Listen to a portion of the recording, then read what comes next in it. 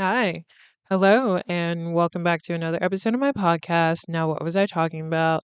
My name is V Noir, and this week I'm talking a bit about Can't Hardly Wait and just in general thinking about kind of the death of this style of movie. I was thinking about doing like a bigger, well, not bigger, but like in general, getting into my YouTube video essay era and making like sort of a, well, I mean, it would be an essay, yeah, about the history of these kinds of films and thinking about how they're not as popular or as promoted in the public eye as larger blockbuster movies that are no longer, some are blockbusters but are shown throughout the year because Disney Marvel. Um like honestly that would be at the end of the day that is the reason that I think these sort of mid-tier low budget or mid-tier B movies aren't as aren't given as much shine uh and it's kind of because of Marvel, but I will say I it's not that they don't exist, it's just like what I was kind of explaining to someone else is like because these movies, these like sort of mid-tier movies that are very casual, very like day in a life, uh romantic comedy esque. um they come out, they have their little theatrical run, but if at the same time a big Marvel, Disney, whatever big blockbuster hit is about to come out or does come out, something that should have been, because usually movies are given at least like a month in theaters before they move on, maybe a little bit longer, because sometimes there's like a limited release of something, and then they're, depending on the distributors or whatever, they're able to expand that release to more theaters. And so it could live in theaters for a little longer than a month, but it depends on if those places already had them. And if it's gonna be, if those, what word am I looking for? If those whatever. Like it'll depend. Like either, because right now, as an example, the teenage sex and death at Camp Misa Sma, it was only playing in San Francisco, which is a little inconvenient for me now because I live in Oakland, but it's getting expanded and pushed out to other theaters in that I can actually have more access to over here in Oakland. Right. And it was already out for like maybe 2 weeks or so on a limited run, and then it got pushed out to more theaters, as an example. And I'm like, those are like, and this is me paying attention to a director and sort of their their God, I can't word right now. Their just what they plan on releasing. So, because otherwise, I don't think I would have really known about this because I don't.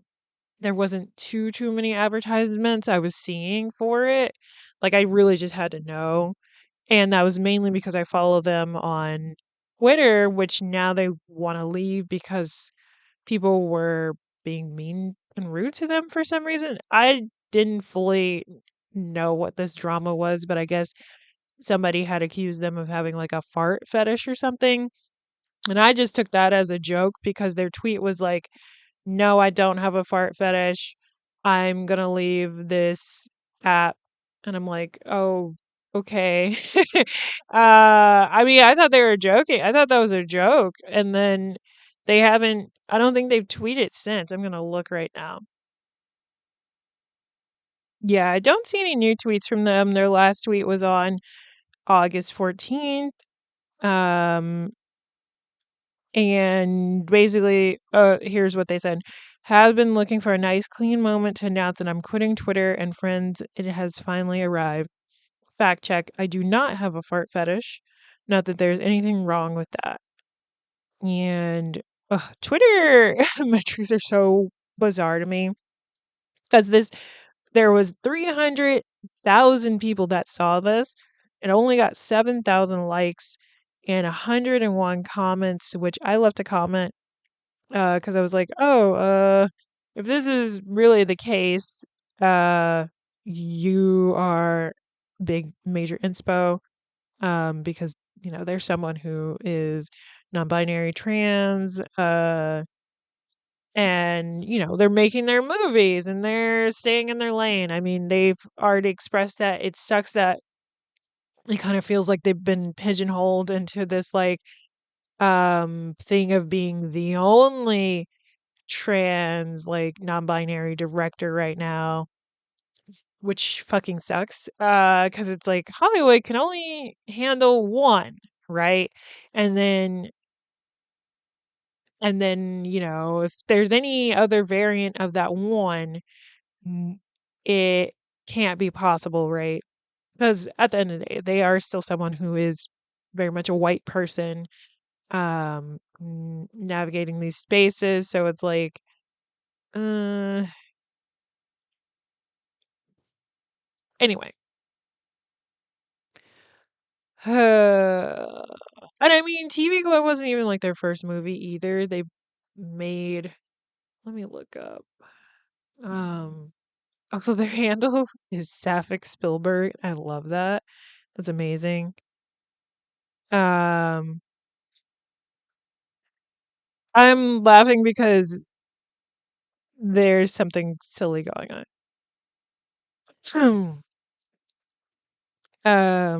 On Twitter. I'm like, I'm addicted to that space. One day I'll leave that hellscape. I'm like, wait a minute. What was I even trying to do? No, but I was gonna say she, only because their name is very feminine, Jane. So that was my mistake. I'm like, other trans people get it wrong too. It's it's not that big of a deal. But I felt like they had a few other. Yeah, yeah, yeah, there we go. There we go. There we go. There we go. There we go. There we go. There we go. So I can only assume that they're short. The school is watching from 2015, according to IMDb at least. Um, I can only assume that's maybe like right out of film school. Um, they made their more directorial debut in 2018 with a full length movie called A Self-Induced Hallucination. And that has higher ratings than TV Glow actually, which is interesting. What is this about? Horror experimental documentary. Ooh, that's kind of fun. Oh my God, I should totally do something like that. That's so up my alley. It's about the internet and it's quite strange, is all it says for the descriptor. Um, Ew. I need IMDb to stop showing me what looks like AI generated films that are coming out. Like, actually, don't show me that ever again. Like, actually, stop. Like, no, no, no, no, no, no, no. Oh, he looks so different. Okay, now I'm on the So I was gonna talk about Can't Hardly Wait. I already expressed that. And it was funny because I really couldn't remember if I had actually seen this movie or if I was remembering points from this movie because not another teen movie parodies this film. Like it takes plot points from this film in order to create the plot of Not Another Teen Movie. And Not Another Teen Movie is a film that I do love a lot. It definitely pays homage to a ton of classic teen movies, but it mainly takes its plot from this movie, She's All That, 10 Things I Hate About You, Pretty in Pink, and Varsity Blues, which Varsity Blues is the only one that I haven't actually seen of that lineup from plot. And I'm like, I think I think because there is this whole jock character and everything going on with him as the main person. And oh my god, it's so funny because um me when I initially watched this film, because a lot of the movies I watched growing up mainly came on television, or and I was kind of thinking about this earlier. It was like, oh wait, yeah, I wasn't really going out to the movies to see the latest things. I was getting like the bootleg, or like my mom would get the bootleg of something and that's how I watched it, because I was thinking about it and I'm like, oh yeah, I don't actually remember watching any of those like parody films that came out. Like I think I watched Scary Movie on Comedy Central. Realized I watched a lot of Comedy Central. I like laughing. But it is funny because I was thinking about the Not Another Superhero parody film or whatever, and I'm like, yeah, no, I didn't see that in theaters. I think we had the bootleg of that, and that's how I watched it. But yeah, it is funny because I remember watching Not Another Teen Movie, and I definitely watched She's All of That. But before I had more of like a pulse to how I understood Chris Evans. I thought him and Freddie Prinze Jr. were like the same person. So I was like, oh, that's so interesting that he would star in a movie that is parodying a different movie that he was in. Like, wow, that's like crazy. But I know what those two people look like separately. It was really because, they're white and they have black hair. It was like, I couldn't there wasn't distinguishing enough factors for me, but it's like Freddie Prinze Jr. Now know him as like humanized Fred because he was in the Scooby-Doo movies. So I'm like, yeah, I have an attachment to him in that way because yes, I love Scooby-Doo. Scooby-Doo is great. Um, but yeah, so to get into Can't Hardly Wait. It came out in 1998. It is about oh my gosh, how long is this synopsis? Da, da, da, da. Okay, there's a bunch of different ones I see. Don't like that. I'm gonna go back. So, a complete graduating class consisting of beautiful girls, geeks, and promising footballers assemble at a rich classmate's residence for a party.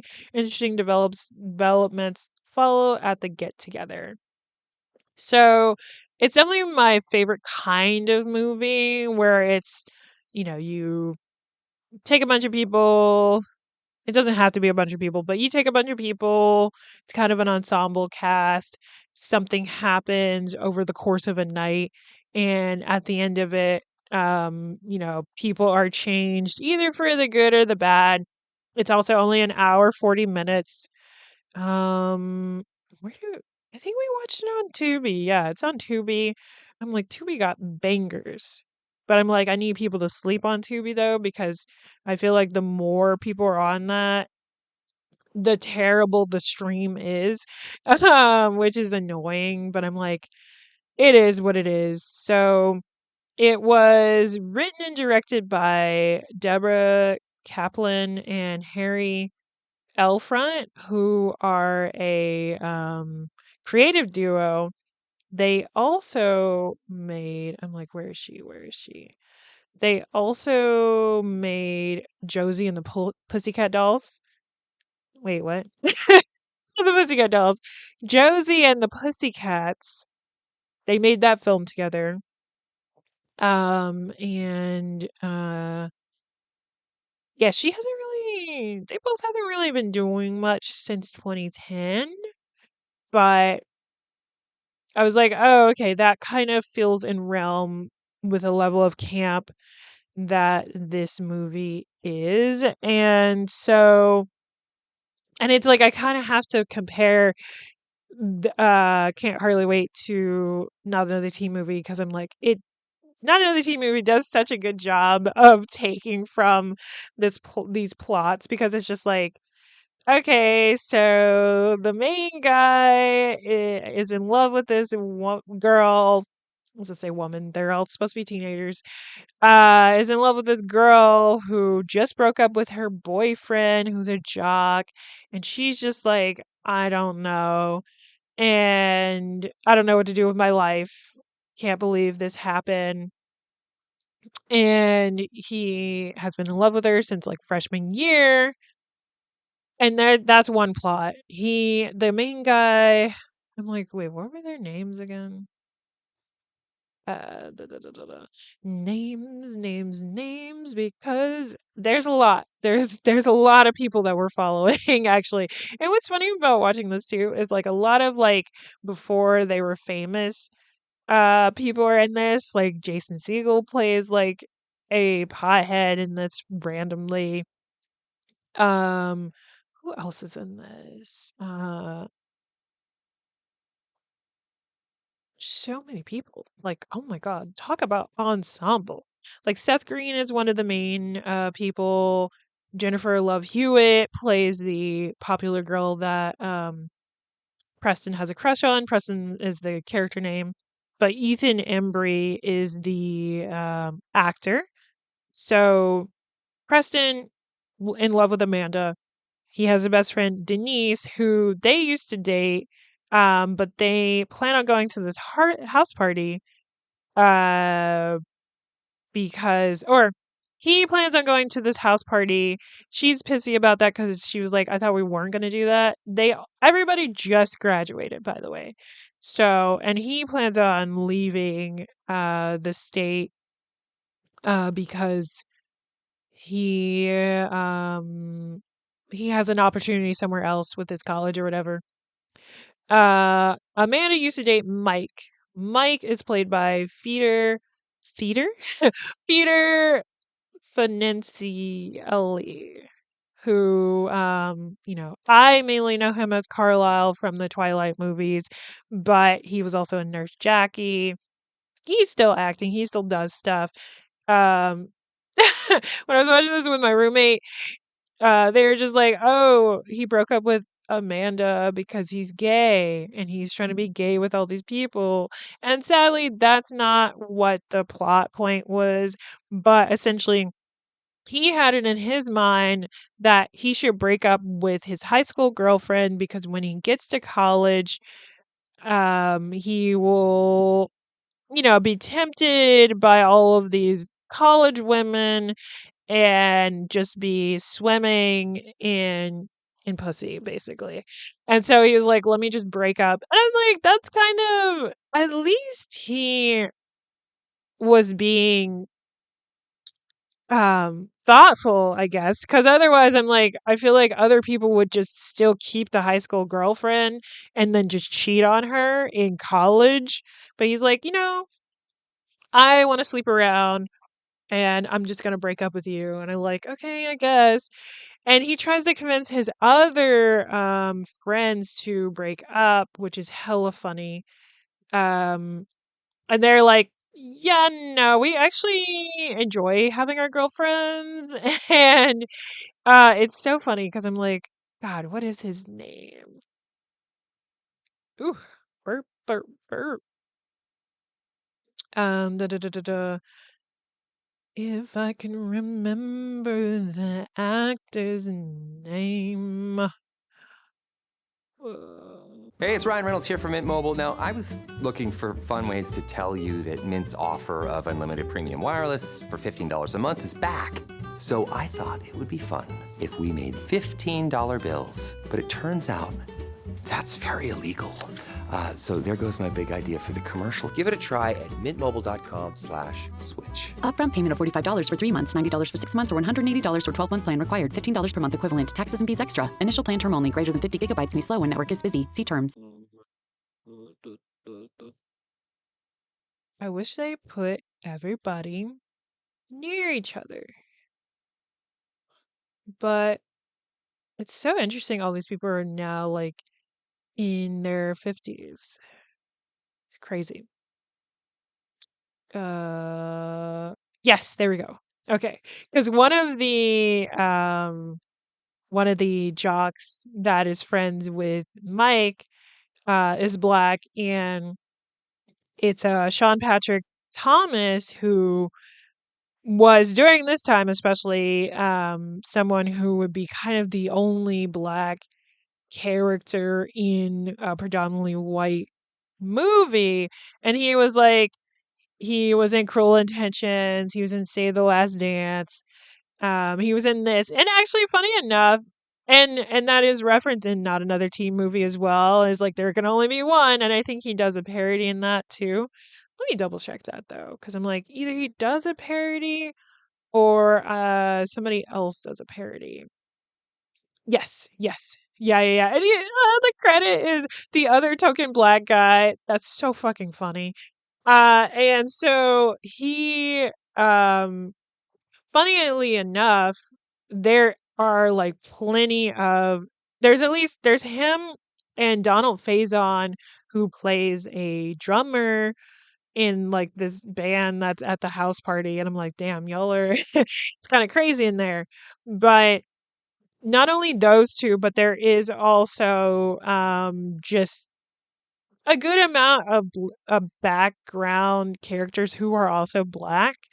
And even with Sean Patrick Thomas, his girlfriend is also black, and I'm like, yeah, they would always pair the black people together, which there's nothing wrong with that. But now it's like now it feels intentional that people are mm, pushing, not pushing, but it's kind of weird. The sort of like mixed race of it all, because I'm like, I'm someone who's light skinned, who has a dark skinned um parent and a light skinned parent. And I'm like, that does happen. Like that does happen. But for some reason, dark skin, it's like rather than having dark skin, light skin, and then a light skinned child, it's like white and then a black parent and then a light skinned child. It's weird to see happen. And I'm like, that was never my lived reality. But mixed people exist. That is something that happens, but it is weird to see um the opposite not happen, of like, just black, because I'm like, we come in all shades no matter what. It's weird when the things being shown on television only show one kind of option that could happen. It's weird. But what was I even saying? So, oh my God, yeah, Melissa Joan Hart was in this, just being a yearbook girl. Or they're calling her that on the Wikipedia, where she was just trying to get everyone to sign her fucking yearbook, because she's like, no, just sign it for me, because I want to, look back on this, and everybody was being so rude to her. And okay. So we have the main guy, Preston. He's trying to, give this note to Amanda and, essentially maybe start dating her. We have Seth Green and his gaggle of, my roommate was calling them wiggers, and I really don't like that word at all, but that's essentially what these people are. And then we have the jocks and their mission, and then we have these nerdy people who are also trying to do something as well. They Murder She Wrote. Sorry, I'm looking at Wikipedia's. But yeah, those are like the three main groups of people that we're following who are trying to accomplish something during this party, right? You know, we have Mike trying to get his buddies to break up with their girlfriends. That doesn't succeed. And then he runs into someone.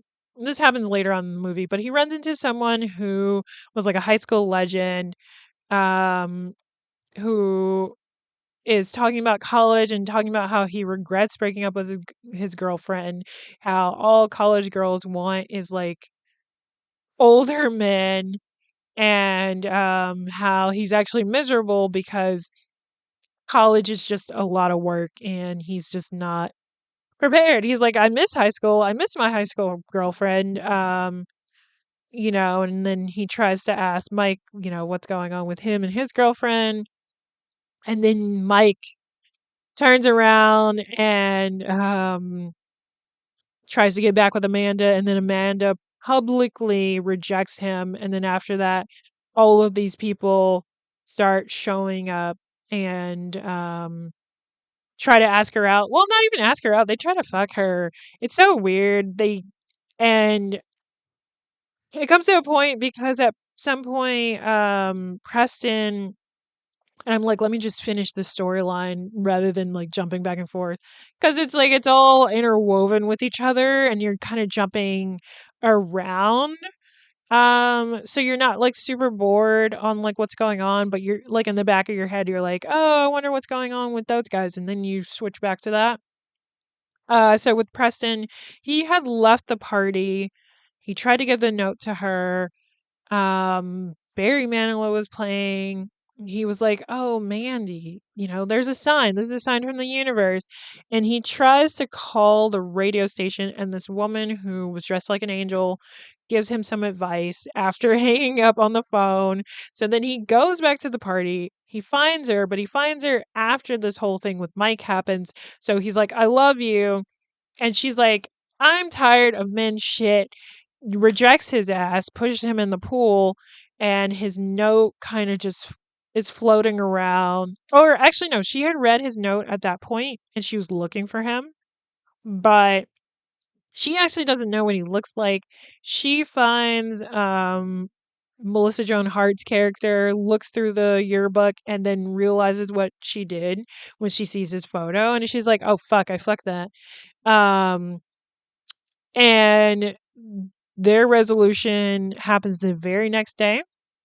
But I'll go back. So we have the jocks. I already explained that. He's unsuccessful. Preston, that whole thing. Seth Green's character is just trying to get laid. He's a virgin. He's doing that weird it's not even like a black accent. I don't even know what the fuck. He's just talking weird. And he has friends that do that too. And you know what? Honestly, I guess it was a black scent for that time period.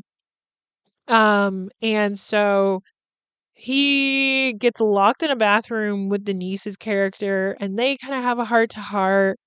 Because apparently they also used to be really good friends, but then he wanted to hang out with the cool kids. She gets him to stop talking like this, because yeah, fuck that shit. And they eventually have sex, but it's like more intimate and casual. It's his first time, but not hers. And she's like, "Oh, it could have lasted a little longer." And then he gets a little pissy about it. And then they are freed from the bathroom. And then they kind of resolve as well. And they make up at the end of the night. Oh, and then with the nerds. So one guy, William, played by Charlie Corsmo. or Smo. I didn't name anybody else actually. Now that I think about it, or at least I didn't name Denise, who is played by Lauren Ambrose. Which what else is she in? I'm like, she looks so good. Um, oh, that was in 2019, but she still looks good. Oh, she's been married since 2001. What else has she done? She's a redhead still. She was in Yellow Jackets, which I know is a good show, but I don't have what what Showtime. I don't have Showtime, so wasn't watching that. And she's done she's done Broadway. Okay, she's like super active. Okay, okay. She's doing well for herself. I love that. I love to see it.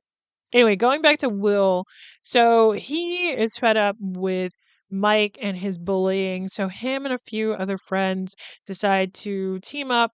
Will goes into the house party to try to get Mike to come out because basically the two guys are on top of the pool house and they plan on ambushing um, Mike and whoever Will gets to go out with him to the pool house and chloroform them and then kind of put them in a compromising position, sort of simulating that they might be gay or whatever. I'm like, that's fucked up. Uh, but it's supposed to be like payback. I'm like, that's but anyway, so what ends up happening is that Will gets really, really fucking drunk, and that kind of loosens him all the way up. And he ends up being like the cool guy in the house party. Everybody loves him. Everybody's wanting to kiss him and stuff. He, during there's the band that's at the house party. They break up temporarily, and somebody starts playing, um, Paradise City by Guns N' Roses, and he ends up doing like a karaoke-esque singing of it, and then everybody loves that shit. So he's like the most popular guy at that party, and everybody's like jealous because he goes to the makeout room with these two girls, and they're like, "Oh my god."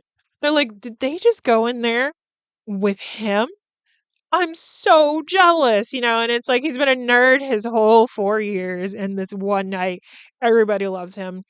And what ends up happening there is, he kinda has a heart to heart with Mike.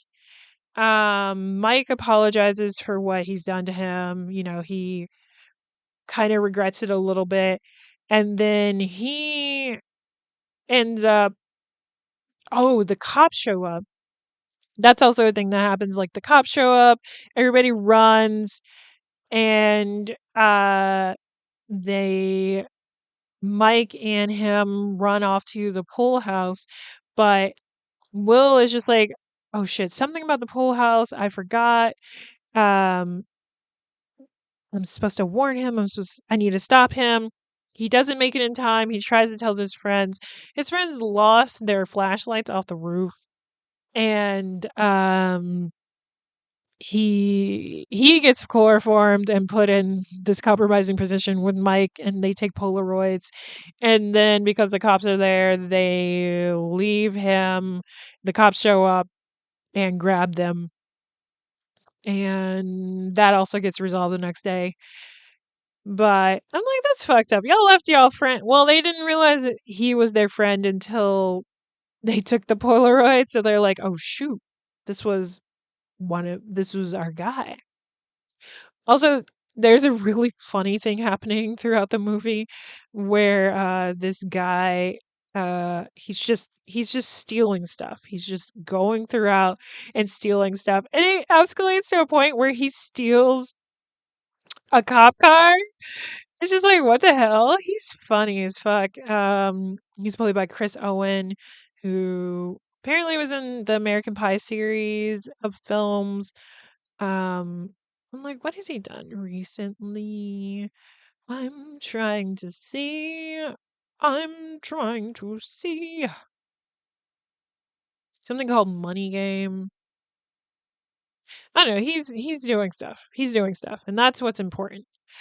I'm like, I always love when people are still doing things like acting and whatnot. And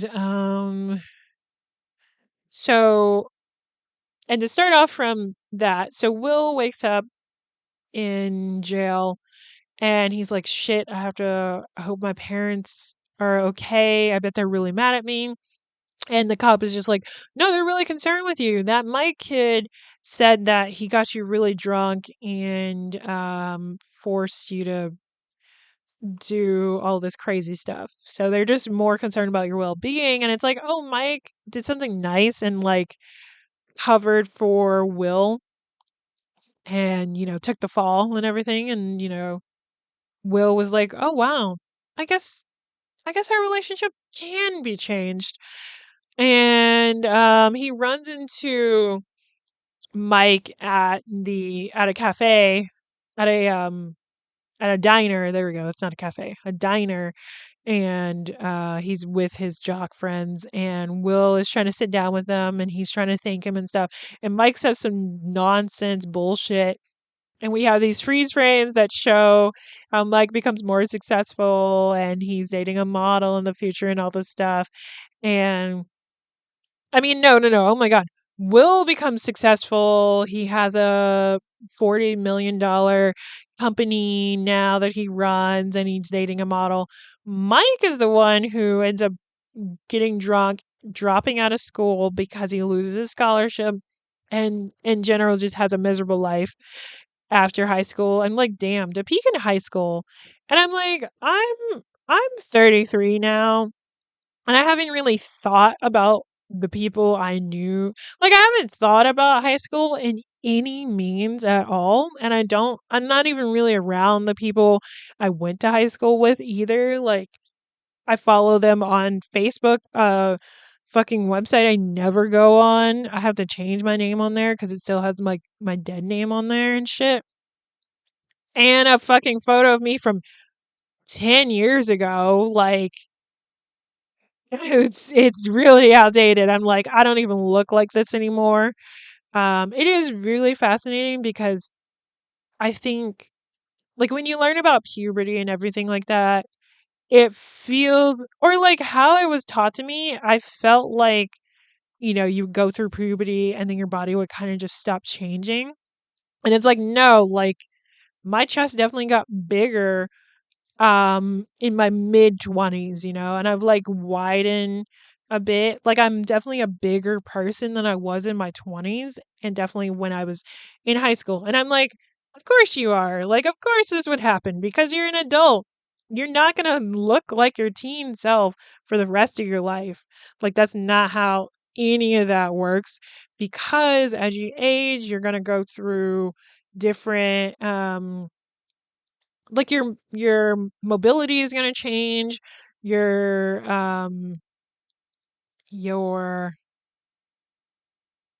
fuck, what is it called, things are going to change and your body's going to adjust and change to support you, and that's the reality. And it's like, oh yeah, there's a good reason to not try to get breast implants or whatever when you're like a fucking teenager because you're going to grow into them.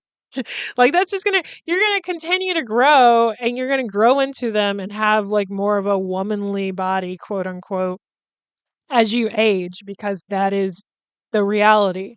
But a big thing to remember and always think about is like looking at the people in your family to have a general idea of what to expect as you get older, because at the end of the day, celebrities are celebrities.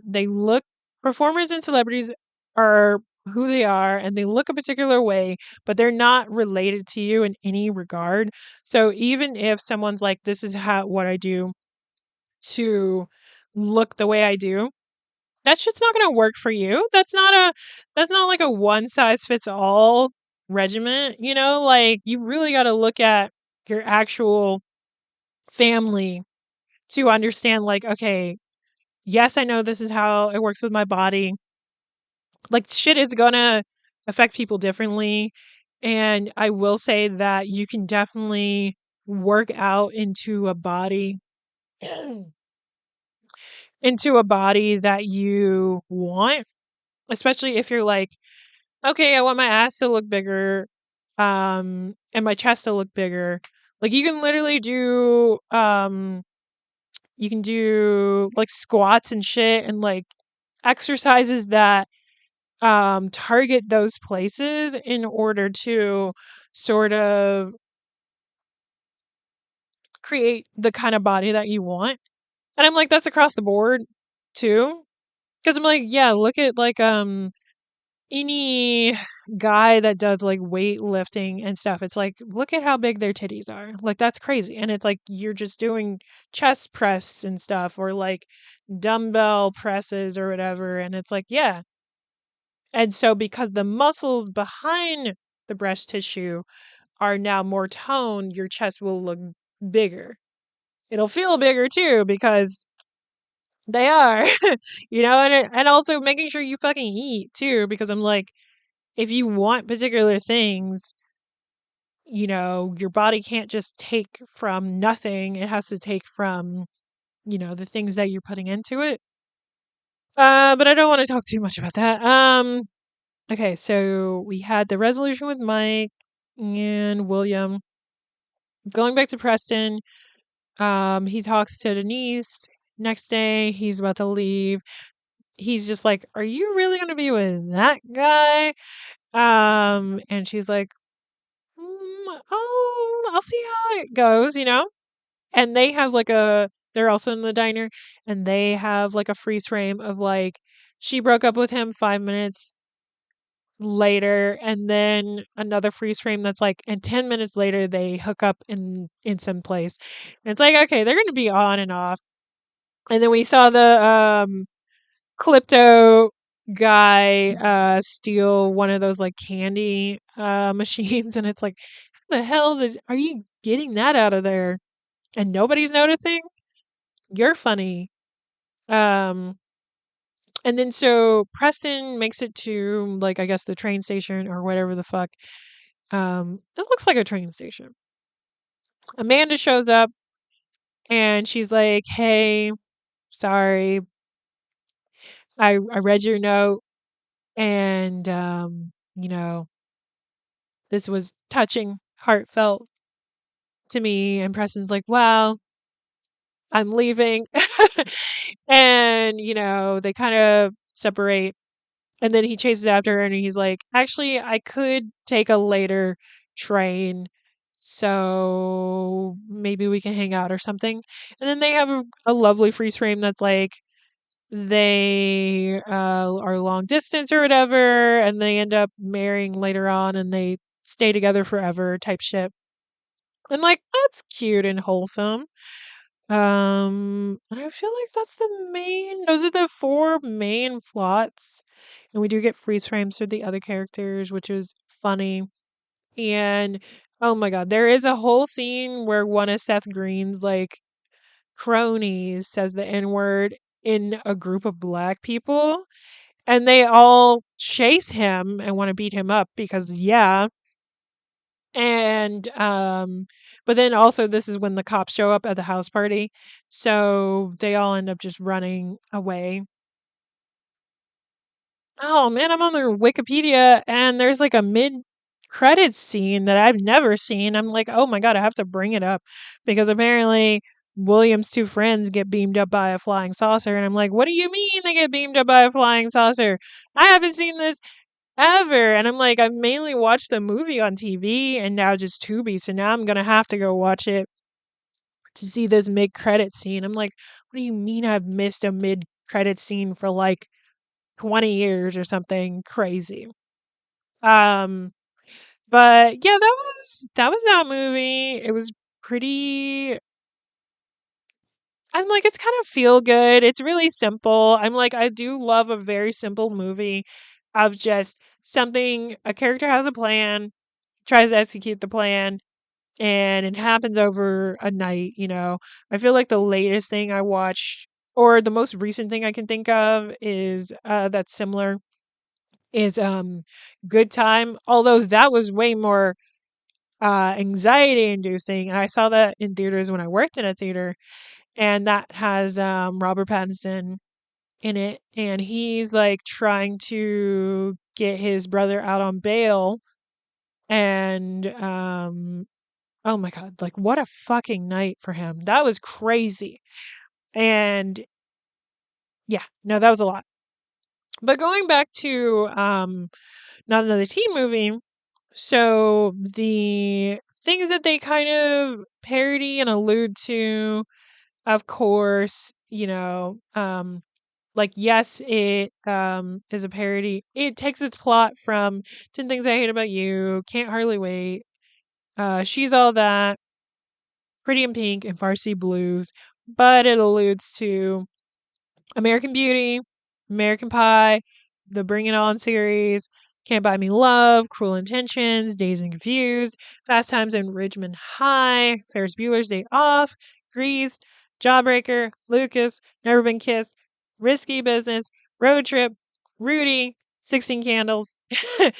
And they even had the vice principal from Breakfast Club, Paul Galston, come in, and also Molly Ringwald did a parody.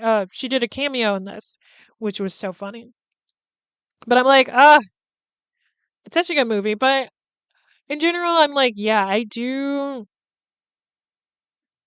It's not that I want to watch teens or anything, or like, because I kind of try to stay away from watching watching and reading stuff that involves like teen main characters, mainly because I'm gonna get frustrated because the characters are written to act like teenagers, which means they don't really know too much, and they might get into situations that are, you know, frustrating because there's a lack of communication or something down the line. I'm like, I'm anticipating that. And, typically I'm also like, I'm an adult. I'm wanting to see attractive adults do stuff so that I can have like some sort of, not a parasocialness about it, but like just like oh yeah, this person is attractive. Now I want to watch more stuff with them because I think they're attractive. And I'm not really going to do that with someone who is designed to be a teen. Like that's weird to me. Like I'm not going to do that.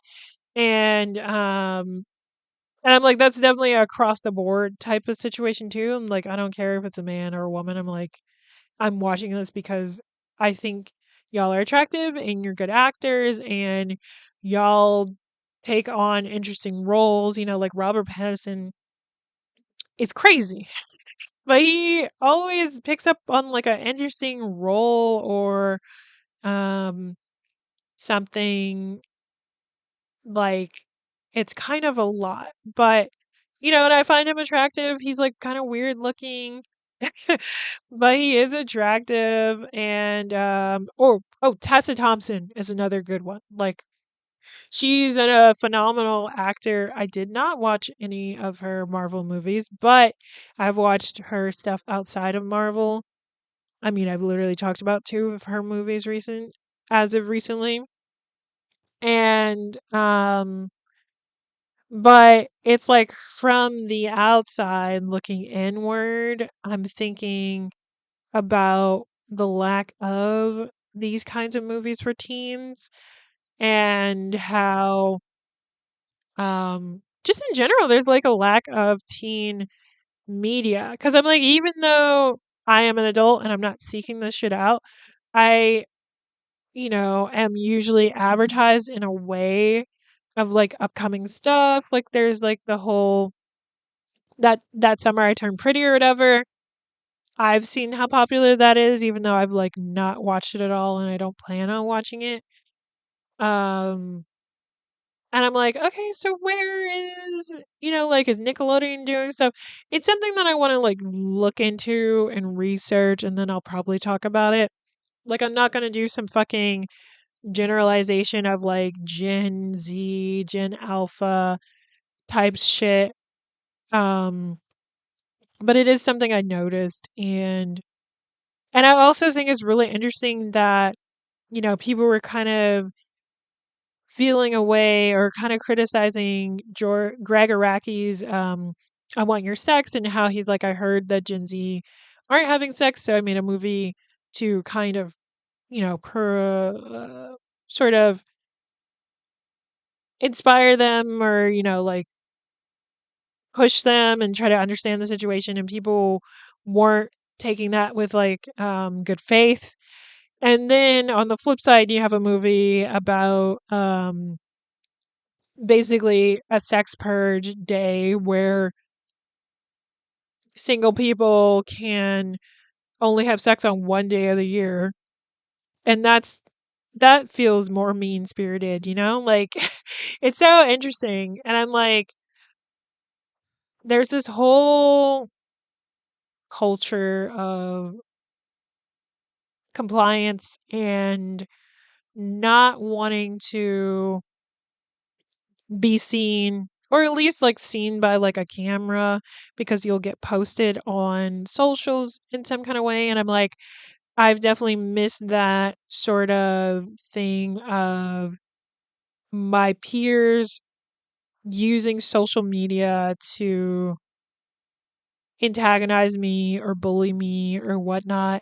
And it's just in general, like, even without that, seeing how the policing of each other can happen, where someone is just filming strangers in public and then posting it, and then all of a sudden somebody has to figure out where these people work and like tell on them for some reason because they're publicly making out or something. And it's like, okay, what's wrong with that? It's so weird. I'm like, people need to kill the cop in their minds.